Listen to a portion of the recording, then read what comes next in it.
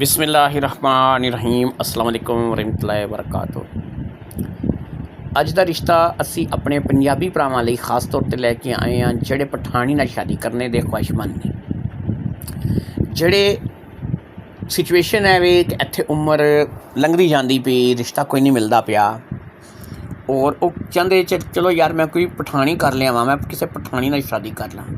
ਮੁਰਦਾਨ ਤੋਂ ਰਿਸ਼ਤਾ ਵੇ ਤੁਹਾਡੇ ਲਈ ਤਲਾਕਸ਼ੁਦਾ ਜ਼ਨਾਨੀ ਹੈ, 27 ਸਾਲ सिर्फ इसकी उम्र है, प्यारी है, खूबसूरत है, मूँह मत्थे लगन वाली है। तो किरण जान एदा नाम है। तो जो भी मेरा पंजाबी भरा पंजाब दे विचों इस दे नाल शादी करन दी ख्वाहिश रखदा है, मेरे भाई मैं खुल के गल्लां, मेरी आदत है मैं खुल के गल्लां कर देना। किसी नूं चंगा लगे भैड़ा लगे वो फिर उहदी अपनी ज़ात तक है, लेकिन लगी रपटी रख के गल करन दी आदत नहीं है, घुमा फिरा के गल करन दी आदत नहीं है, सीधी सीधी गल कर देना। मेरे भाई इसका 5 लाख रुपया मंगते हैं रिश्ते का, तो आन जान का खर्चा इस तो इलावा होएगा। लेकिन ये वे कि लड़की पूरी गारंटी के नाल इंशाअल्लाह ताला एक बार शादी करके आ गई, दोबारा ये अपने घर नहीं जाती। तुसी इहदे नाल चंगा सलूक करो, इनू लाण नू पाण नू खाण नू दिओ, इंशाअल्लाह सारी जिंदगी तुहाडी गर्विदा होकर रहेगी।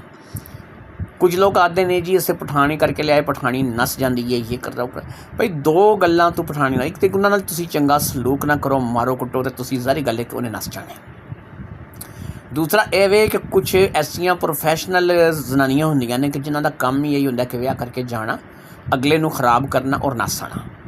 मेरे भाई असी तुहाडी जांच परख करके कि तुसी गलती ना करो, तुसी उन्होंने मारो कुटो ना, तुसी कोई उहदे नाल वादी घाटी ना करो, तो असी तुहाडी जांच परख करके अगर तुसी साडी जांच परख ते पूरे उतरोगे तो इधर असी गारंटी लवांगे कि बच्ची साडी जिहड़ी असी करवा के तुहानूं देंगे वो घर वसाण वाली होएगी, छड्ड के नस के जाण वाली नहीं होएगी।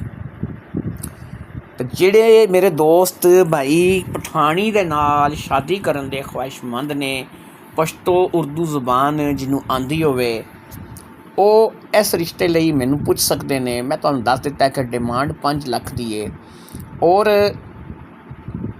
पूरी गारंटी है कि बच्ची नसण भजन वालियां चों नहीं है। बच्ची जिहड़ा किसी नाल मतलब ये लड़की माशाअल्लाह ठीक है। तलाक इनू जिहड़ी पहले हुई ना वो भी इसे वजह तो हुई कि वो लड़का नशई सी, लड़का ठीक नहीं सी और इस लड़की ने बड़ा 3 साल उहदे नाल गुजारा किया और इन्हें बड़ा उन्होंने संभालन की समझाने की कोशिश की है, लेकिन उहदा हिसाब फिर कुत्ते की पूछ हला रहा कि ना सीधी होनी ना होनी।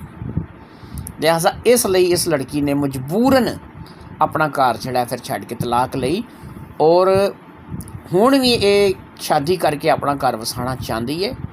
नेक नीयत लड़की है, चंगी लड़की है। अलहमदुलिल्लाह जिहड़ा शादी करेगा सारी जिंदगी दुआवां देगा। इन्हां दी फैमिली विचों 3 बच्चियां असां करवाइयां ने। ठेकेदार साहब ने साडे दोस्त ने, उन्हां दे 3 बच्चे बैठे सी, उन्हां दियां उमरां लंघदियां जांदियां सी पिया। असां 3 शादियां करवाइयां ने। अज माशाअल्लाह वो अपने बच्चे उन्हां दे अग्गों औलाद हो चुकी है। उम्मीद है कि तुसीं इस रिश्ते वास्ते राबता करोगे। अल्लाह हाफिज़।